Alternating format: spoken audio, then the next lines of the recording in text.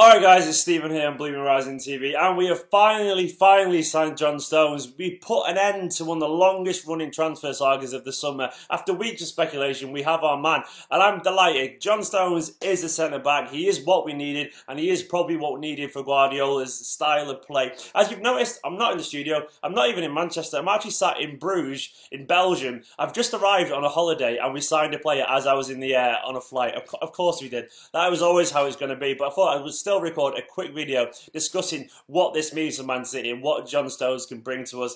And I want to start there. What can he bring to us? Well, for one, that whole thing about him being highly technical, the stats do back that up. I did a little bit of research, and he has a higher pass completion rate, more successful passes, and more key passes than any of our defenders last year. Kompany, Mangala, Otamendi, he does stack up better than them in terms of pure technical ability with his passing. And that was in a struggling Everton side as well. That is impressive. And given how much we saw our defenders struggle against Arsenal, we played Kolarov and Fernando at centre-back. That, to me, struck me as a plea from Guardiola to say, get me a centre-back. And they looked pretty poor doing what we wanted them to do.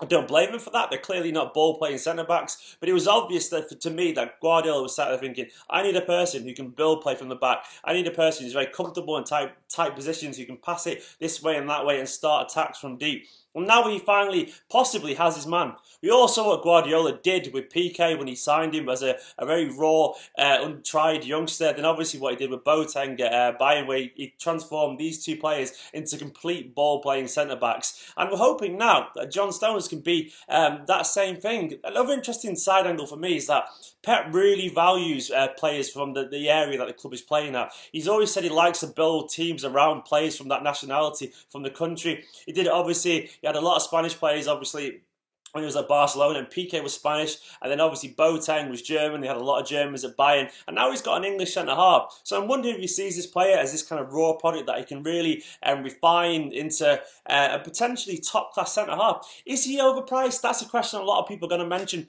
And truth be told, he probably is overpriced. There's no point sugarcoating that. It's a lot of money for a player that didn't really have the best of season last year. He did struggle at times. While there was the odd glimpse of his ability and his potential, he did make a lot of mistakes that led to goals. But the season before that, when he was subject to a lot of money, a lot of bids from Chelsea, he was excellent, and he thoroughly justified his reputation as one of the most brightest emerging centre-backs in world football. Now, he has had a dip recently, but then again, Rio Ferdinand, strangely, one of the people you wouldn't expect to support someone like that, a target for City, said he knows what it's like to be a player when your mind's elsewhere, when you focus on a money move and you don't quite get it. Because obviously, he had similar kind of hype as a youngster, and obviously, it was probably difficult at times for Stones last year, playing in a team when he didn't want to be there in the first place. It's not an excuse. I'm not trying to excuse him, but it wasn't an ideal situation. He was in a team that struggled, and it took his toll a little bit. Now, the job, obviously, with City is to get that form back, get that confidence. But thankfully, he does have the latent talent. He really does. I wasn't too happy about the fee.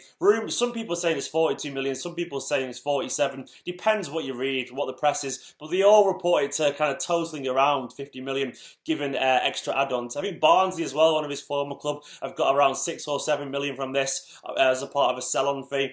It's a lot of money for any player, never mind one who's maybe not had the best of seasons, but the game has gone mad. We've all seen what United have bought Pogba for. We've seen what Watford have turned down for Ighalo. We've seen what Juve paid for Higuain.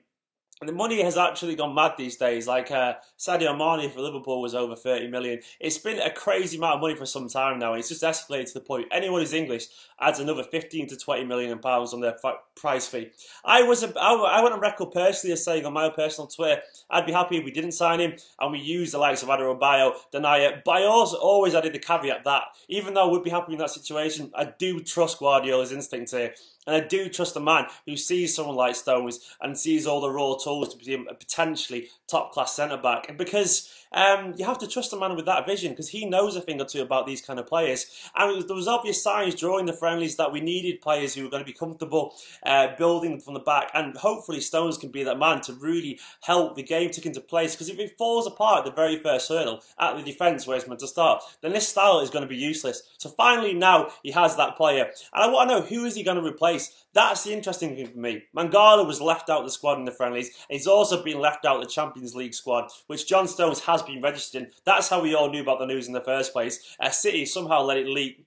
Or UEFA did. But yeah, John Stones, He's probably going to replace Mangala. Mangala looks like he's going to be off soon. It's no surprise. I like Mangala, but he maybe isn't the ball-playing centre-back that Guardiola wants. But then you look at the options there. Is he going to be alongside Kompany? Is he going to be alongside Otamendi? I've got a sneaking suspicion that he might be playing a part of a back three. And that we might see Denayer stay as well then. So you've got 3 centre-backs.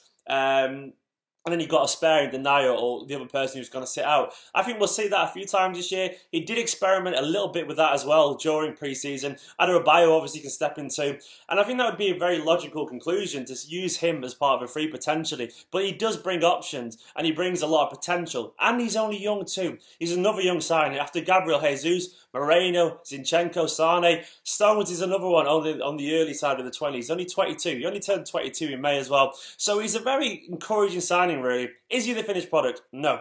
Does he have weaknesses potentially? He does. But can he become a top-class player? Undoubtedly. For me, he is the signing that we should be very excited about. He is a signing that we should trust City on. We should trust Guardiola. And for one of the most important things, Stones really wants to be here. He wants to play for a manager who makes young centre-backs into some of the best in the world. And he wants to refine his game. And I'm sure at Manchester City, he will get that chance. That's my thoughts, Blues. I'm going to go enjoy my holiday now. I'm going to sit here and drink some wine in Bruges somewhere and enjoy it. What do you reckon to John Stones? What do you make of the signing? How do you think he's going to fit in the team? Get in the comments below, drop a like, subscribe, and I will see you soon.